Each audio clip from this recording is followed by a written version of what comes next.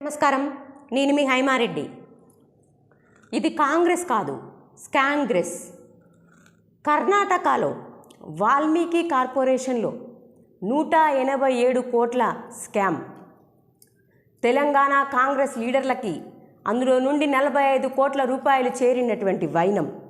మరి తెలంగాణ రాష్ట్రంలో పార్లమెంట్ ఎన్నికలలో ఈ 45 కోట్ల రూపాయలను ఖర్చు చేసి మరి గెలిచినటువంటి వైనం. మరి తెలంగాణ రాష్ట్ర ప్రజలారా ఒక్కసారి గమనించండి.